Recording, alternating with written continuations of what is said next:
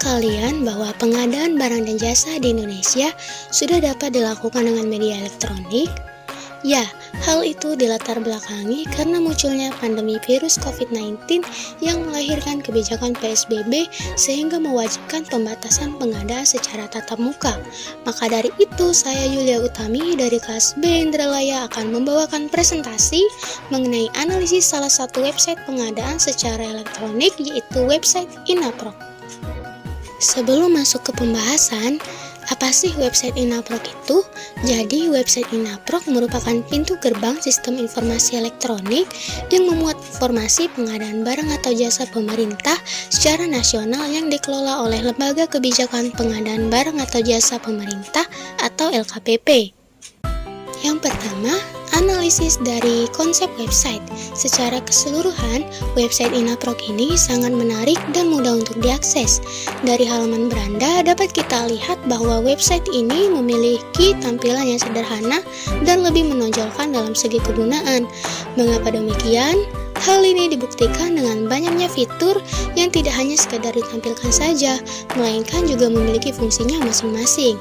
Nah, fitur yang terletak di atas website ini meliputi tender, produk, RUP, LPSE, daftar hitam, dan lain-lain adalah jalan pintas atau cara cepat untuk mengakses informasi yang ada di dalam website. Tetapi pengunjung juga memiliki opsi lain di sini dengan cara langsung melakukan scroll ke bagian bawah website sehingga di sana kita bisa menemukan informasi yang sama yang berkaitan dengan apa yang ingin kita akses. Selain itu, website ini memiliki dua pilihan bahasa, yaitu bahasa Indonesia dan bahasa Inggris yang dapat langsung diubah pada bagian atas sebelah kanan. Analisis dari detail beranda. Di bagian paling atas terdapat keterangan tempat dari website ini, yaitu berpusat di Jakarta selaku ibu kota dari Indonesia. Kemudian di sebelahnya terdapat nomor telepon dari LKPP yang sempat saya hubungi. Analisis menu yang pertama adalah menu tender. Pada menu ini ditampilkan seluruh kegiatan yang berkaitan dengan kegiatan pengadaan barang dan jasa beserta jumlah nominal yang tersedia di sebelah kanannya.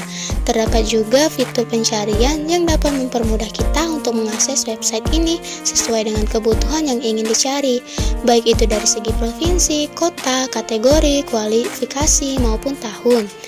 Menu yang kedua adalah produk. Menu ini menampilkan gambar-gambar mengenai informasi produk yang meliputi komoditas, kategori, penyediaannya, dan sampai kapan masa berlakunya. Menu yang ketiga adalah menu RUP atau Rencana Umum Pengadaan. Terdapat rencana yang meliputi belanja alat atau bahan, makan dan minuman yang bahkan sudah terencana untuk jangka waktu 6 tahun ke depan. Bagian ini juga dilengkapi dengan fitur pencarian yang dapat memudahkan pengunjung. Yang keempat adalah menu LPSE. Pada fitur ini terdapat peta yang masing-masing titik atau kotanya menyediakan website LPSE. Sebagai contoh, di sini saya mengambil LPSE milik Universitas Sriwijaya yang berisi informasi mengenai alamat detail, status server, dan waktu online. Akan tetapi di sini tidak dicantumkan alamat websitenya sehingga tidak bisa mengakses langsung. Menu yang selanjutnya adalah menu daftar hitam. Merupakan fitur yang dikhususkan kepada peserta pemilihan atau penyedia yang terkena sanksi berupa larangan untuk mengikuti pengadaan barang dan jasa di seluruh kementerian, lembaga, perangkat daerah dalam jangka waktu tertentu. Ditampilkan juga informasi yang berkaitan seperti nama penyedia, NPWP, alamat, provinsi, kabupaten, bahkan daftar pelanggaran yang meliputi masa berlaku sanksi. Menu selanjutnya adalah menu unduh yang berisi link download aplikasi pengadaan beserta tata cara penggunaannya. Menu selanjutnya adalah menu satu data. Menu ini menyediakan data pengadaan barang atau jasa pemerintah terbuka untuk publik sehingga data tersebut dapat digunakan untuk penelitian, pengambilan keputusan, dan pengawasan sesuai dengan kebutuhan masing-masing stakeholder. Dalam fitur ini terdapat sumber data, syarat, dan kegunaan penggunaan lisensi, domain, format file, dan daftar layanan. Menu selanjutnya adalah menu berita. Sesuai dengan namanya, menu ini berisi berita seputar kegiatan pengadaan barang dan jasa yang ada di Indonesia. Kekurangannya, belum ada update untuk 2 bulan terakhir, yaitu bulan Agustus dan September pada tahun 2022. Kemudian menu selanjutnya adalah menu tentang kami yang berisi informasi terkait dengan website Inaprok itu sendiri. Nah, menu yang terakhir adalah menu tautan, berisi website ataupun aplikasi yang serupa terkait dengan pengadaan barang dan jasa.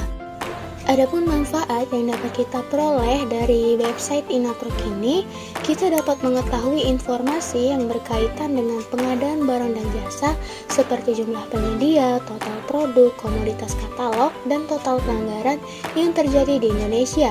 Kemudian sebagai mahasiswa, saya juga memperoleh ilmu baru mengenai pelanggaran yang bagaimana yang dapat masuk ke dalam daftar hitam dan berapa lama proses sanksi tersebut diberlakukan. Apalagi menu daftar hitam ini terus diperbarui setiap harinya dimulai dari jam 1 malam. Yang selanjutnya adalah kelebihan. Website ini memiliki tampilan menarik dan memiliki desain yang bersifat formal. Meskipun website ini cenderung kaku, namun sangat menampilkan ketegasan. Kemudian pada bagian header untuk segi warna itu menyesuaikan dengan menu. Sebagai contoh, pada menu daftar hitam, warna bagian header juga menyesuaikan, yaitu warna hitam.